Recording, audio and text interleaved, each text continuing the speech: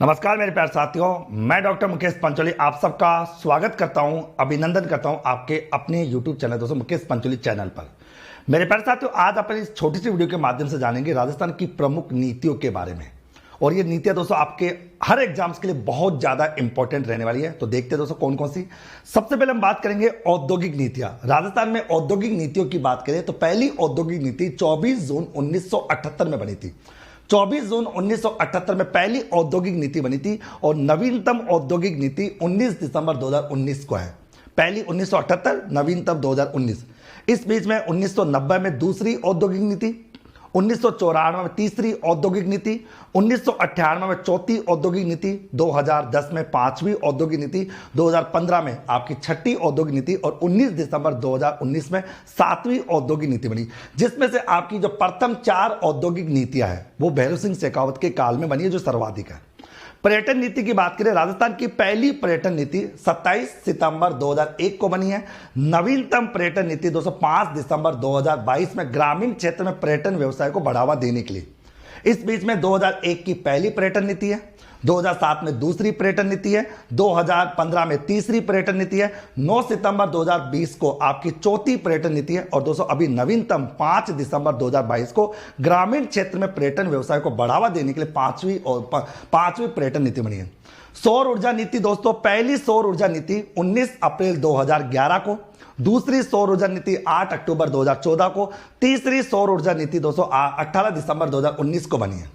शिक्षा नीति, पहली शिक्षा नीति 1968 में कोठारी आयोग की सिफारिश पर, 1986 दूसरी और नवीनतम 2020 जुलाई 2020 को बनी है, जिसमें MHRD का नाम बदलकर शिक्षा मंत्रालय किया गया।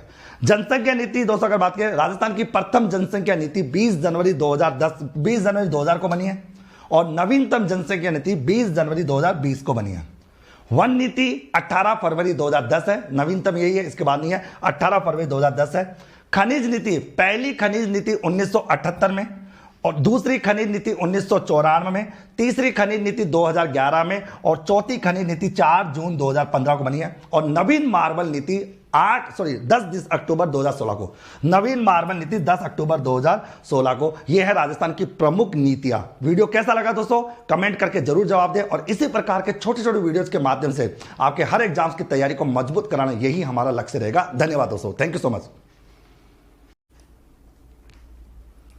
नमस्कार दोस्तों, मैं डॉक्टर मुकेश पंचोली आप सबका स्वागत करता हूं, अभिनंदन करता हूं आपके अपने digital platform Mukesh Pancholi channel पर।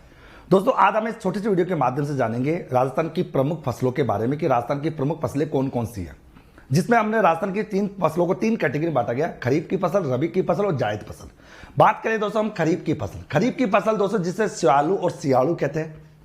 खरीफ की फसल जो है जून जुलाई में बोई जाती है और सितंबर अक्टूबर में इसकी कटाई होती है।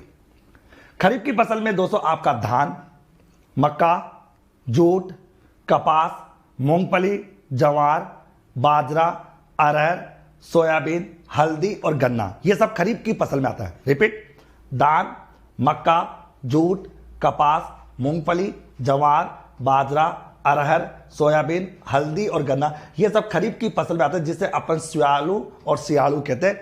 जून जुलाई में बोना और सितंबर अक्टूबर में काटना। रबी की फसल दोस्तों जिसे अपन उनालू कहते हैं, बुआई होती है अक्टूबर नवंबर में और इसकी कटाई होती है मार्च अप्रैल में।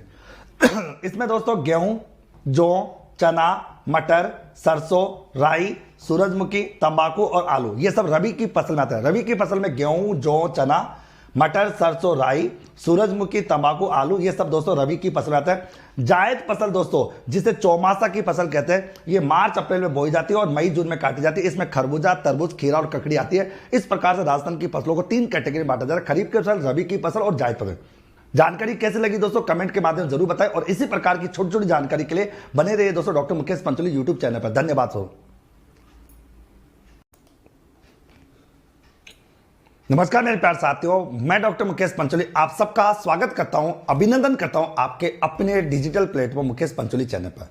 दोस्तों इस वीडियो के माध्यम से हम जानेंगे बैराट सभ्यता, जिसे पहले हम विराट नगर के नाम से हम जानते थे। यह सभ्यता है दोस्तों राजस्थान की राजधानी जयपुर में। इस सभ्यता की उत्खनन, इस सभ्यता की खोज सबसे पहले 1837 में कैप्टन बट के द्वारा की गई थी। उन्हीं के द्वारा दोस्तों इस सभ्यता का उत्खनन कार्य शुरू किया गया था कैप्टन बट के द्वारा।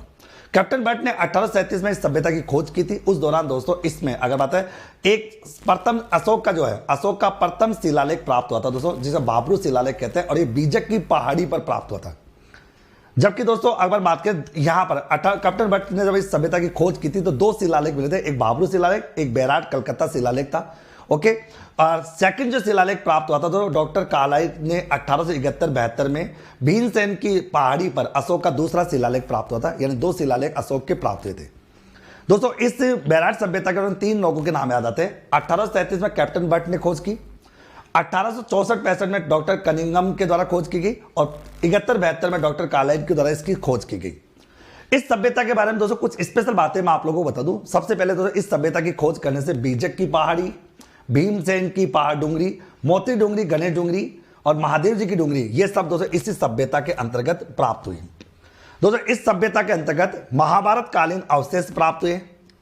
इस सभ्यता के अंतर्गत बौद्ध मठों के अवशेष प्राप्त हुए, मौर्य कालीन संस्कृति के अवशेष, अशोक के शिलालेख और मुगल कालीन भवनों को प्राप्त किया गया इस सभ्यता के अंतर्गत। इस सभ्यता के अंदर दोस्तों अगर बात करें दोस्तों एक गोलाकार बौद्ध चैत्य जो है प्राप्त हुआ, जो लकड़ी और ईंटों से क्या था, निर्मित था। आप इसको देख पा रहे होंगे।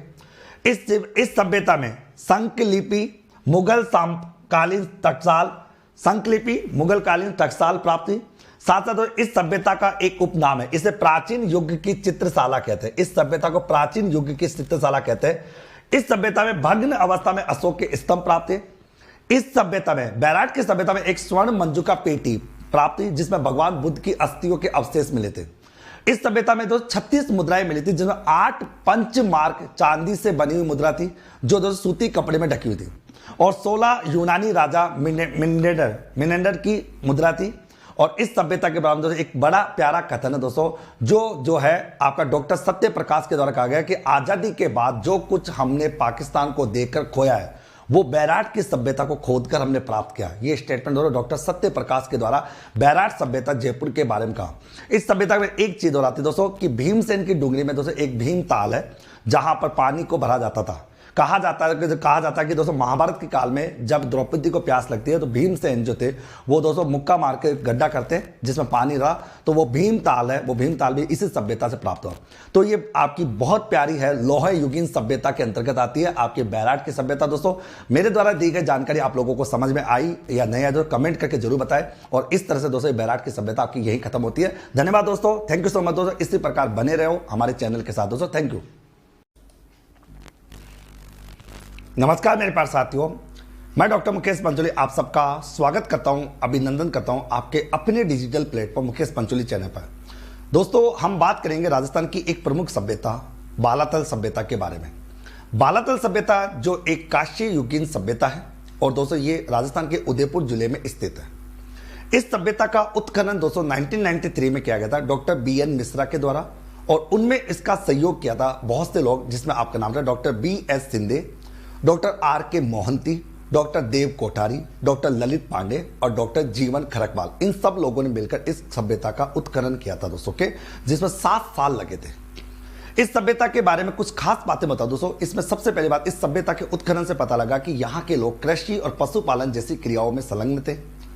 इस सभ्यता की खुदाई से बालातल की सभ्यता से पता लगता है कि यहाँ के जो लोग थे वो मिट्टी के बर्तन बनाने में निपुण थे और कपड़े बुनने का काम भी उनके द्वारा किया जाता। सबसे बड़ी बात है इस सभ्यता बालातल सभ्यता में एक पुराना कंकाल मिला था दोस्तों। उस कंकाल के यहाँ पर पता लगता है कि कुष्ठ रोग का एक पुरातन जो प्रमाण था, कुष्ठ रोग का पुरातन प्रमाण वो बालातल की सभ्यता से मिला था दोस्तों। और दोस्तों जो कंकाल था वो योग मुद्रा में प्राप्त हुआ था। इस बात करें, इस बालातल की सभ्यता में मिट्टी के 2 प्रकार के बर्तन मिले, जिसमें एक तो खुरदरी मिट्टी के बर्तन थे और एक चिकनी मिट्टी के बर्तन थे। इस सभ्यता के बारे में अगर देखें दोस्तों बालातल सभ्यता, तो इसमें एक तो 11 कमरों का एक बड़ा भवन प्राप्त हुआ था और लोहा गलाने की भट्टियों के अवशेष भी दोस्तों बालातल की सभ्यता से प्राप्त है। लोहा गलाने की भट्टियों के अवशेष भी। तो दोस्तों ये थी आपके राजस्थान के उदयपुर जिले की बालातल सभ्यता जो कांस्य युगीन सभ्यता है। सभी जानकारी आपको समझ में आई या नहीं दोस्तों कमेंट करके जरूर बताएं। और इसी प्रकार के छोटे छोटे वीडियोज को देखने के लिए हमारे चैनल को सब्सक्राइब करें और बने रहे दोस्तों डॉक्टर मुकेश पंचोली चैनल के साथ। धन्यवाद दोस्तों।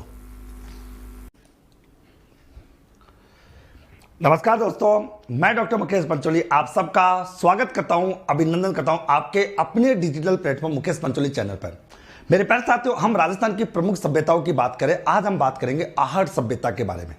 आहट सभ्यता दोस्तों है, ये है आयड़ नदी, जिसे अपन बेड़च नदी भी कहते हैं दोस्तों, उदयपुर में स्थित है, वहां पर यह सभ्यता है। इस सभ्यता की खोज दोस्तों 1953 यानी 1953 में की गई थी अक्षय कीर्ति व्यास के द्वारा, जबकि इस सभ्यता का उत्खनन करता जो है वो है आरसी अग्रवाल यानी रतन चंद अग्रवाल। उन्होंने 1953 से लेकर 1956 तक आहट सभ्यता की उत्खनन कार्य शुरू किया। सेकंड स्टेप दोस्तों एचडी साकलिया दोस्तों 1961 से 1962 तक इन्होंने इस सभ्यता की खोज की, और एचडी साकलिया के द्वारा इस सभ्यता को ताम्र काल कहा। दोस्तों इस सभ्यता की बात करें, इस सभ्यता को कई नामों से हम जानते हैं। आहट सभ्यता को ताम्रवर्ती नगरी, धूलकोट, आघाट दुर्ग, आघाटपुर, बनास घाटी की सभ्यता के नाम से भी हम जानते हैं आहट सभ्यता को। दोस्तों आहट सभ्यता के बारे में हम बात करते हैं कुछ विशेष बातें, जैसे कि हमारा इस सभ्यता की, वैसे दोस्तों इस सभ्यता की जो उत्खनन कार्य वो 8 स्तर में हुआ था और 8 स्तर तक इसकी खोज चली थी। दोस्तों इसमें एक विशेष बातों की बात करें, इसमें क्या क्या स्पेशल है। सबसे पहले तो इस सभ्यता से ये पता लगता है कि पूर्णतः ग्रामीण आधारित सभ्यता थी, क्योंकि इसका जो खुदाई करते समय जो अवशेष मिले उनसे पता लगा कि यहां पर ग्रामीण क्षेत्र था, शहरी आबादी यहां पर नहीं थी, नगरीय व्यवस्था यहां पर नहीं थी, ग्रामीण आधारित व्यवस्था देखने को मिली। इस सभ्यता की खुदाई करते समय लाल और काले मृद भांड, दोस्तों आप देख रहे हो लाल काले मृद मिट्टी के बने हुए बर्तन जो है वो इस सभ्यता की खोज करने से प्राप्त है।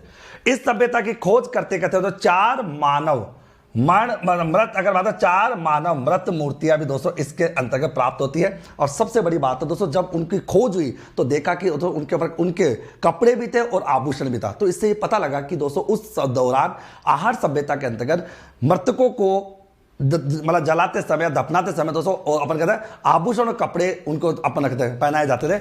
और दोस्तों इस सभ्यता की बात करें, यहां पर गंदे पानी के निकास के लिए चक्रकूप पद्धति अपनाई गई थी। गंदे पानी का निकास करने के लिए चक्रकूप पद्धति अपनाई जाती थी। और यहां पर 6 चूल्हे, दोस्तों यहां पर 6 चूल्हे प्राप्त हुए, जिससे यह साबित होता था कि यहां पर बड़ा परिवार रहा करता था और सब लोग मिल बैठकर खाना खाया करते थे।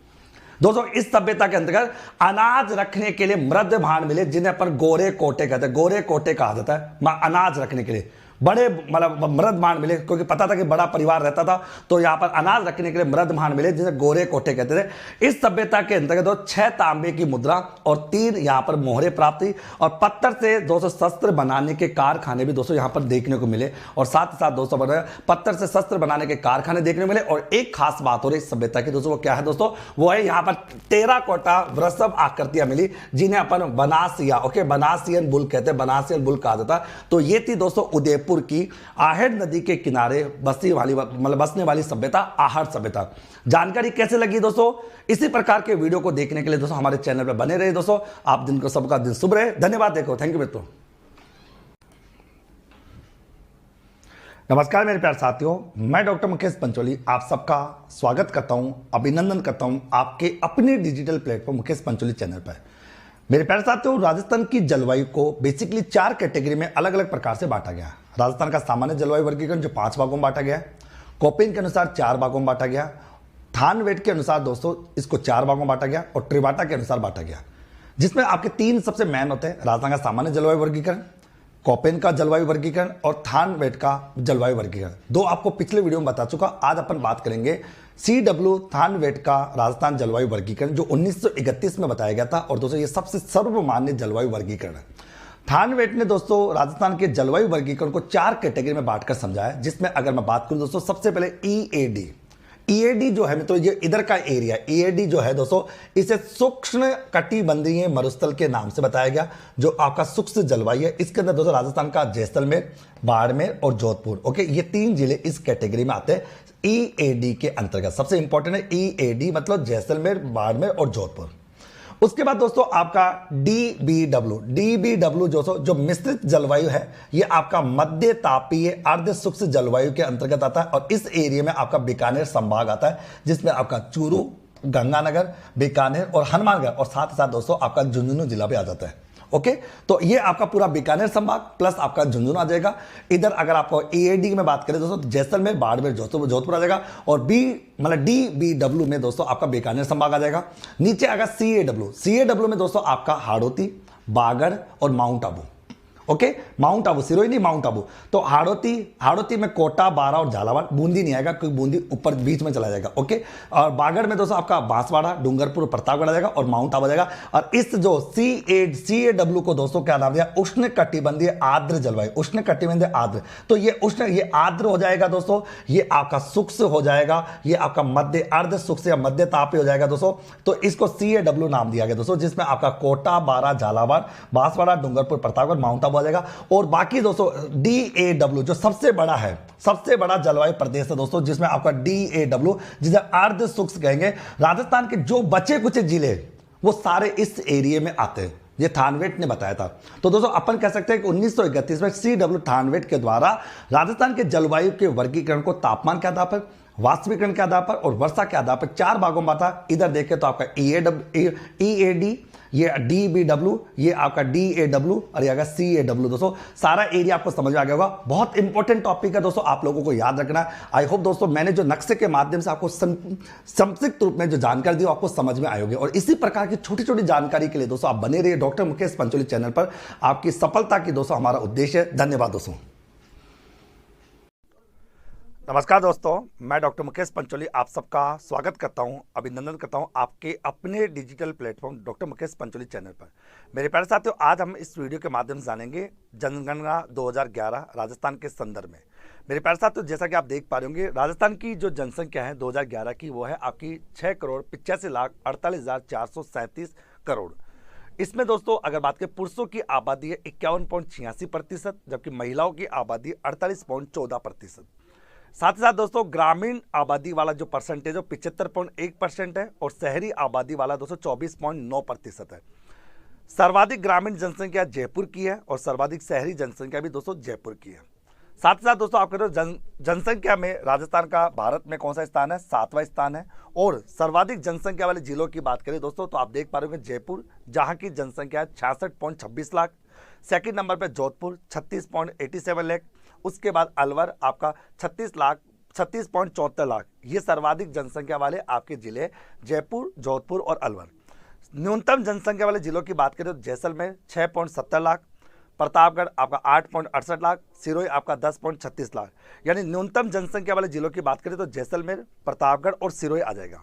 दोस्तों अगर बात करें सर्वाधिक जनसंख्या वृद्धि दर वाला जो जिला है दोस्तों वो आपका बाड़मेर है 32.5% के साथ, जबकि न्यूनतम जनसंख्या वृद्धि दर वाला जो जिला है दोस्तों वो आपका गंगानगर है ओनली 10% के साथ।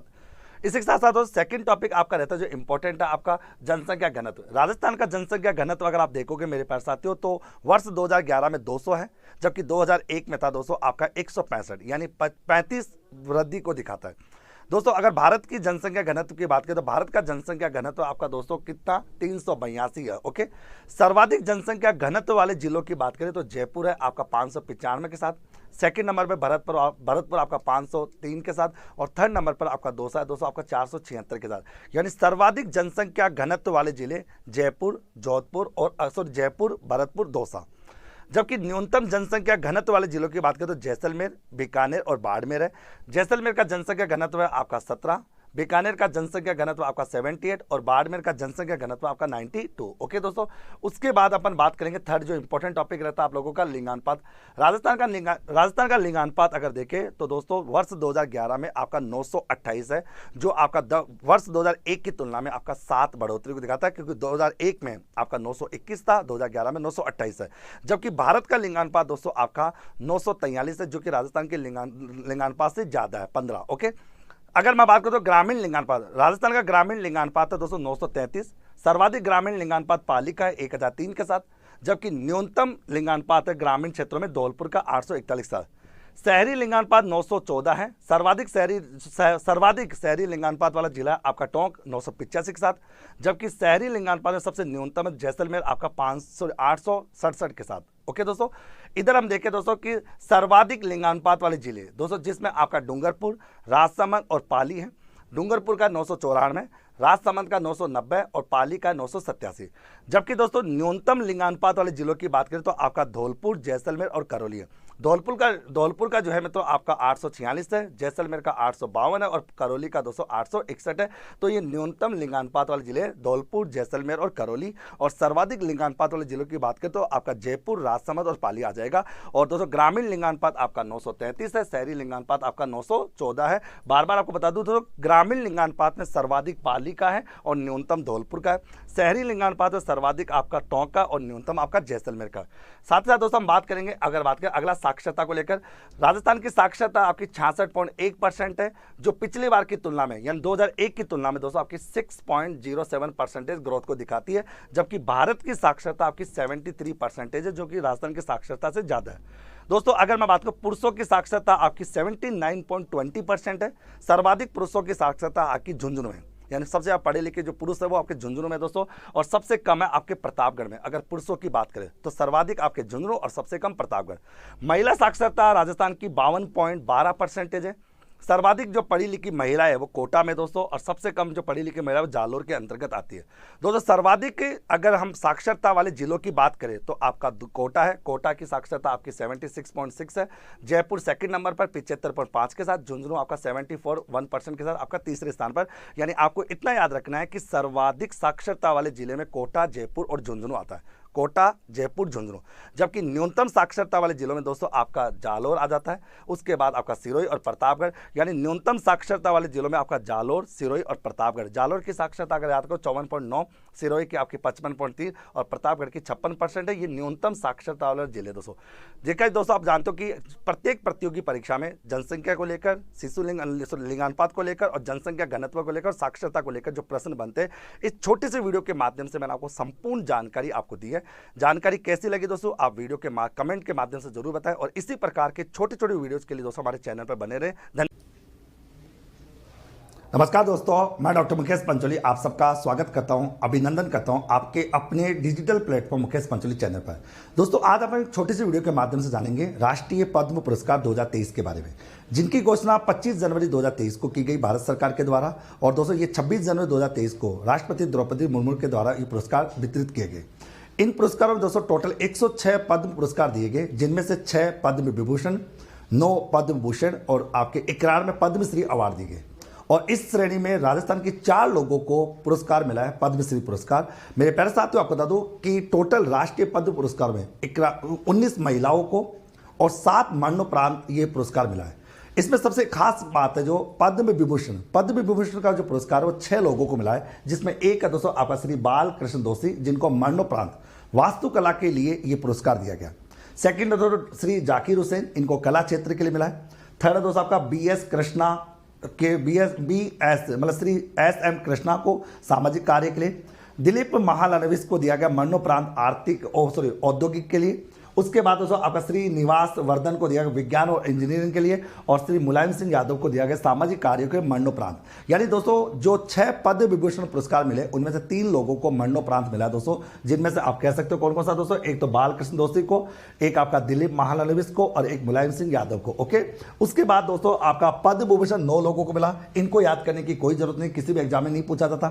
पद्मश्री अवार्ड टोटल 91 लोगों को मिला है। इन सभी पुरस्कारों में 19 महिलाओं को और 7 मरणोपरांत मिले दोस्तों। ओके, टोटल इनमें टोटल की बात करें तो ओके, आगे राजस्थान के 4 लोगों को पद्मश्री अवार्ड मिला दोस्तों। वो 4 लोग कौन से आप देखिए, 4 लोगों की बात करें राजस्थान के तो कला क्षेत्र में 2 लोगों को, अहमद हुसैन को और मोहम्मद हुसैन को, और समाज सेवा के क्षेत्र में दोस्तों मूलचंद लोढ़ा को और लक्ष्मण सिंह को, 4 लोगों को राजस्थान के ये पद्मश्री अवार्ड से सम्मानित किया गया। इसी प्रकार के दोस्तों करंट अफेयर से संबंधित और बेहतरीन दोस्तों वीडियोज के लिए आप लोग बने रहिए डॉक्टर मुकेश पंचोली चैनल पर। आप सबका दोस्तों दिन शुभ रहे, धन्यवाद। नमस्कार मेरे प्यारे साथियों, मैं डॉक्टर मुकेश पंचोली आप सबका हार्दिक स्वागत करता हूं, अभिनंदन करता हूं आपके अपने digital platform Mukesh Pancholi channel पर। दोस्तों जैसा कि आपको पता है कि हम छोटे वीडियोस के माध्यम से आपकी तैयारी को बेहतरीन करने का प्रयास करें। इसी श्रृंखला में दोस्तों आज हम बात करेंगे राजस्थान की एक प्रमुख सभ्यता कालीबंगा। कालीबंगा सभ्यता जो है वो सिंधु घाटी सभ्यता की तीसरी राजधानी है। सिंधु घाटी सभ्यता की पहली राजधानी हड़प्पा, सिंधु घाटी सभ्यता की दूसरी राजधानी मोहनजोदड़ो और सिंधु घाटी सभ्यता की तीसरी राजधानी कालीबंगा। कालीबंगा के बारे में अगर बात करूं दोस्तों, कालीबंगा जो है मित्रों, उसका जो शाब्दिक अर्थ है वो है काली चूड़िया। कालीबंगा सभ्यता की खोज 1952 में की गई और किसके द्वारा? अमलानंद घोष के द्वारा। जबकि दोस्तों कालीबंगा सभ्यता का उत्खनन कार्य 1961 से लेकर 1969 तक हुआ था। 1961 से लेकर 1969 से दोस्तों हुआ था। यह किया गया था किसके द्वारा दोस्तों? 3 व्यक्तियों के द्वारा, बीबी लाल के द्वारा, वीके थापर के द्वारा और एमडी खरे के द्वारा। इन 3 लोगों ने मिलकर दोस्तों इसका उत्खनन कार्य किया था। जबकि दोस्तों इसकी खोज 1952 में अमलानंद घोष के द्वारा की गई थी। कालीबंगा सभ्यता को दोस्तों कई प्रकार के नामों से जानते हैं। जैसा कि दोस्तों आप कह पाते हो, इसको अपन दीनहीन बस्ती कहते हैं। एक तो इसको दीनहीन बस्ती अपन कहते हैं। कालीबंगा सभ्यता को हड़प्पा कालीन सभ्यता भी कहते हैं, हड़प्पा कालीन सभ्यता कहते हैं। कालीबंगा सभ्यता को दोस्तों आदि ऐतिहासिक काल सभ्यता भी कहते हैं। कालीबंगा सभ्यता सिंधु कालीन सभ्यता, काश्य युगीन सभ्यता, जबकि ताम्र युगीन सभ्यता थी गणेशवर। ओके, तो यहां पर आ गया, ये एक नगरीय सभ्यता, इसको नगरीय सभ्यता भी कहते हैं। कालीबंगा सभ्यता का उत्खनन 5 स्तर पे होता है, जिसका पहला और दूसरा जो स्तर था वो दोस्तों आपका पाक हड़प्पा कालीन था, यानी हड़प्पा कालीन के अवशेष देखने को मिले थे। जबकि इसका तीसरा, चौथा और 5वां जो था वो था उत्तर हड़प्पा कालीन। दोस्तों कालीबंगा सभ्यता की जो सर्वप्रथम जो जानकारी दी गई थी, इसकी सबसे पहले जानकारी दोस्तों एलपी टेसीटोरी ने दी थी।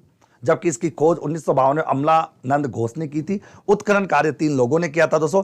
कालीबंगा सभ्यता दोस्तों एकमात्र ऐसी सभ्यता जिसमें भूकंप के साक्ष्य मिले थे, क्योंकि दोस्तों जब इन मकानों को खोजा गया था तो यहाँ मकानों को दोस्तों, मकानों पर दीवारें देखी गई थी, तो दीवारों के माध्यम से पता लगाया गया था कि यहाँ पर कोई ना कोई भूकंप आया था।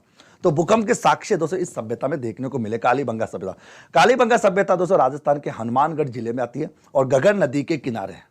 गगन नदी के किनारे अपन कह सकते हैं दोस्तों। कालीबंगा सभ्यता का पतन, इसके अच्छा, कालीबंगा सभ्यता में क्या क्या सामग्री मिली ये एक इंपॉर्टेंट है। जैसे कि बेल की खंडित मूर्ति, एक तो इसमें बेल की खंडित मूर्ति प्राप्त होती है, घिया और तांबे के मणके मिलते हैं, शंख की चूड़ी मिलती है, पक्की मिट्टी का खिलौना गाड़ी मिलते हैं, हड्डियों की बनी सलाइयां मिलती है, पत्थर के सिलबट्टे, मिट्टी की गेंद, तांबे का परसू, मेसोपोटामिया की मोर जो ये बताती कि इस सभ्यता में कहीं ना कहीं दोस्तों व्यापार हुआ करता था। ओके, और उसका ऊंट की अस्थियां मिलती है। अग्नि भेदिका शल्य चिकित्सा संबंधी प्रमाण प्राप्त हुए। क्यों दोस्तों? कि कालीबंगा सभ्यता में एक कंकाल मिला था, उस कंकाल के दोस्तों जो मस्तिष्क था उसमें छेद थे, जिससे पता 6 छेद थे दोस्तों, जिससे ये पता लगाया गया था कि कहीं ना कहीं दोस्तों उस समय चिकित्सा पद्धति काम में ली जाती थी और इसका कहीं ना कहीं इलाज चलता था। तो इस आधार पर दोस्तों अपन कह सकते हैं कि इसमें अपन शल्य चिकित्सा संबंधी प्रमाण मिलते हैं। मकानों की दीवारों में दरारें होने के कारण यहाँ भूकंप के अवशेष मिलते हैं। मकानों की दीवारों में दरार होने से पता लगता है कि यहाँ पर कहीं ना कहीं भूकंप जैसी स्थिति आपको देखने को मिली थी। दोस्तों अगर मैं बात करूं कालीबंगा सभ्यता के पतन के पीछे क्या कारण है, बहुत से लोगों ने अलग अलग बातें बताई। फॉर एग्जांपल बात करें, कैनेडी ने कहा कि यहां संक्रामक रोग हुआ, उसकी वजह से सभ्यता मतलब ये पतन हुआ इसका। दोस्तों अमलानंद घोष ने कहा जलवायु परिवर्तन की वजह से दोस्तों इसका पतन होता है। जबकि डीपी अग्रवाल कहता है गगन नदी का सूखना, गगन नदी के सूखने की वजह से दोस्तों इसका पतन हुआ। और डेल्स कहता है कि नदियों द्वारा मार्ग परिवर्तन की वजह से सभ्यता का पतन होता है। दोस्तों अगर मैं कह दूं यहां पर डॉक्टर दशरथ शर्मा ने कालीबंगा सभ्यता को सिंधु घाटी सभ्यता की तीसरी राजधानी बताया। पहली राजधानी हड़प्पा, दूसरी मोहनजोदड़ो और तीसरी कालीबंगा दोस्तों। ओके, तो ये थी दोस्तों कालीबंगा सभ्यता से संबंधित संपूर्ण जानकारी। दोस्तों आपको वीडियो कैसा लगा अपने कमेंट करके जरूर बताएं और इसी प्रकार के वीडियो को देखने के लिए चैनल पर बने रहे दोस्तों डॉक्टर मुकेश पंचोली चैनल पर, और आप सब्सक्राइब कर लीजिए और बेल आइकन को दबा लीजिए, जिससे आपको सर्वप्रथम लेटेस्ट इंफॉर्मेशन आपको मिलती रहे। ओके, धन्यवाद मेरे पास साथियों, थैंक यू। नमस्कार मेरे प्यारे साथियों, मैं डॉक्टर मुकेश पंचोली आप सबका स्वागत करता हूं, अभिनंदन करता हूं आपके अपने डिजिटल प्लेटफॉर्म दोस्तों मुकेश पंचोली चैनल पर। दोस्तों आज हम एक प्यारे टॉपिक्स का एक शॉर्ट्स वीडियो बना रहे हैं दोस्तों। राजस्थान का परिवहन, नेशनल हाईवेज के बारे में बात करेंगे कि कौन सा नेशनल हाईवे दोस्तों कौन से जिलों से गुजरता है और उनसे संबंधित कितने अच्छे अच्छे क्वेश्चन आपके एग्जाम में बन सकते हैं। देखिए मित्रों, सबसे पहले तो मैं आपको शॉर्ट्स में सारी बातें बताता हूं कि अगर हम बात करें राजस्थान का सबसे लंबा हाईवे, राजस्थान का सबसे लंबा जो हाईवे दोस्तों वो नेशनल हाईवे आपका 62 है, 62 नंबर का। देख पा रहे हो दोस्तों, नेशनल हाईवे 62 राजस्थान का सबसे लंबा हाईवे दोस्तों, जो आपका यहां से हनुमानगढ़ से गंगानगर से बीकानेर से नागौर से जोधपुर से पाली से सिरोही आता दोस्तों। तो ये 7 जिलों से होकर निकलकर 7 जिलों से निकलकर आ रहा है। ओके। जबकि पूर्णतः राजस्थान का जो लंबा है, पूर्णतः राजस्थान का जो सबसे लंबा हाईवे दोस्तों वो है नेशनल हाईवे आपका 25, जो आपका दोस्तों यहां से कहां से दोस्तों, आपका इस एरिया से यानी बाड़मेर, बाड़मेर से जोधपुर, जोधपुर से पाली दोस्तों, ये जो नेशनल हाईवे आपका 25 नंबर का, ये दोस्तों पूर्णतः राजस्थान का सबसे लंबा हाईवे। दोस्तों अगर बात करें राजस्थान का सबसे छोटा, राजस्थान का सबसे छोटा जो हाईवे है दोस्तों वो है आपका NH 919। NH 919 सबसे छोटा है दोस्तों। NH जो अलवर से 5 किलोमीटर आता है दोस्तों। जबकि पूर्णतः राजस्थान का सबसे छोटा, पूर्णतः राजस्थान का जो सबसे छोटा है दोस्तों वो है आपका दोस्तों केवल और केवल आपका 448 NH हाईवे 448। ये पूर्णतः राजस्थान का सबसे छोटा है दोस्तों, जो केवल अजमेर जिले से आता है दोस्तों। ओके, अजमेर जिले में आता है दोस्तों। अगर बात करें मित्रों यहां पर ऐसे 3 हाईवे है दोस्तों जो 7 जिलों को क्रॉस करते हैं, जिसमें एक तो नेशनल हाईवे आपका 62 है दोस्तों, एक आपका नेशनल हाईवे दोस्तों आपका 48 है दोस्तों के, नेशनल हाईवे आपका 48 है मेरे प्यारे साथियों, और एक आपका नेशनल हाईवे आपका 27 है। 62, 27 और 48 ये 3 नेशनल हाईवे ऐसे दोस्तों राजस्थान के जो 7 जिलों में सर्वाधिक जिलों से गुजरते हैं। 7 जिलों से 3 हो गए, 62, 27 और दोस्तों आप लोगों के सामने आ जाएगा 48, ये आपके सामने आ जाएगा। ओके, फिर दोस्तों आपको कह दूं दोस्तों कि पूरब पश्चिम गलियारा, ये दोस्तों पूरब पश्चिम गलियारा जो है तो आपका नेशनल हाईवे आपका 27, पूरब पश्चिम गलियारा दोस्तों जो सिरोही से आपका उदयपुर, उदयपुर से चित्तौड़गढ़, चित्तौड़गढ़ से भीलवाड़ा, भीलवाड़ा से बूंदी, कोटा और बारां से आता है, ये आपका 27 है। ये पूरब पश्चिम गलियारा है, पूरब पश्चिम गलियारा। और दिल्ली मुंबई कॉरिडोर, दिल्ली मुंबई कॉरिडोर की बात करें तो दिल्ली मुंबई कॉरिडोर दोस्तों ये नेशनल हाईवे 48, नेशनल हाईवे जो 48 है दोस्तों ये दिल्ली मुंबई कॉरिडोर है, जो डूंगरपुर, उदयपुर, चित्तौड़गढ़, भीलवाड़ा, अजमेर आपका आ जाएगा, जयपुर, अलवर आ जाएगा दोस्तों। तो आप पर ये कह सकते हैं कि पूरब पश्चिम गलियारा और दिल्ली मुंबई कॉरिडोर को सब जो एक दूसरे को काटता है वो दोस्तों जिला है आपका दोस्तों कहां, चित्तौड़गढ़ जिले में एक दूसरे को काटते हैं। साथ साथ दोस्तों एक प्रश्न था कि उत्तर दक्षिण गलियारा का दोस्तों जो आपका हाईवे दोस्तों वो आपका है आपका NH 44 है, जो आपका केवल धौलपुर जिले को क्या करता है, क्रॉस करता है, धौलपुर जिले को क्रॉस करता है, ये आपको ध्यान रखना। ओके, तो दोस्तों ये है आपके नेशनल हाईवे से संबंधित इंपॉर्टेंट फैक्ट्स जो आपके सामने था।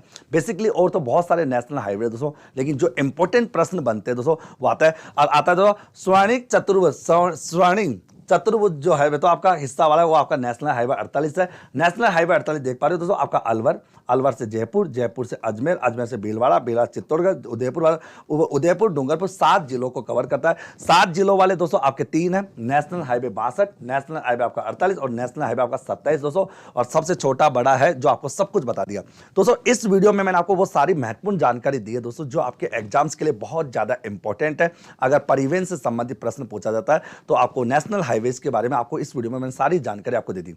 वीडियो दोस्तों कैसा लगा आप कमेंट करके जरूर बताएं दोस्तों, और इसी प्रकार के छोटे छोटे वीडियोस के माध्यम से आपकी तैयारी को मजबूत करने के लिए डॉक्टर मुकेश पंचोली चैनल को आप लाइक और सब्सक्राइब करते रहना, जिससे आपको समय समय पर नोटिफिकेशन आपको मिलता रहे। ओके, धन्यवाद मेरे पास साथियों, थैंक यू सो मच दोस्तों। नमस्कार मेरे प्यारे साथियों, मैं डॉक्टर मुकेश पंचोली आप सबका स्वागत करता हूं, अभिनंदन करता हूं आपके अपने digital platform Mukesh Pancholi channel पर। दोस्तों मैं आज बात करूंगा एक छोटे से वीडियो के माध्यम से राजस्थान पर्यटन विभाग की ओर से आयोजित होने वाले विभिन्न प्रकार के महोत्सवों के बारे में, कि कौन सा महोत्सव कौन से महीने में और किस दिन मनाया जाता है उनके बारे में बात करेंगे, जहां से एग्जाम में एक प्रश्न जरूर आता है। तो दोस्तों चलते हम सबसे पहले दोस्तों अपन इधर से देखें दोस्तों, आप लोगों का मारवाड़ महोत्सव अक्टूबर माह में मनाया जाता है जोधपुर जिले के अंतर्गत। मारवाड़ महोत्सव जोधपुर में अक्टूबर माह में मनाया जाता है। मरु महोत्सव जनवरी फरवरी में जैसलमेर में, और पतंग महोत्सव भी दोस्तों जनवरी के महीने में आपका जैसलमेर। दोस्तों ये जानना जरूरी है कि पतंग महोत्सव आपका जैसलमेर में भी होता है और आपका जयपुर में भी है, लेकिन जो प्रसिद्ध है वो दोस्तों जयपुर का है। उसके बाद मरु महोत्सव आपका जैसलमेर में जनवरी फरवरी में। थार महोत्सव जो था वो आपका बाड़मेर जिले में आता है। साथ साथ दोस्तों शरद महोत्सव और ग्रीष्म महोत्सव ये आपके माउंट आबू सिरोही के प्रसिद्ध है। शरद महोत्सव दिसंबर में आता है, ग्रीष्म महोत्सव आपका मई जून में आता है। सबसे ज्यादा इंपॉर्टेंट बात है कि ग्रीष्म महोत्सव है वो जयपुर में भी है।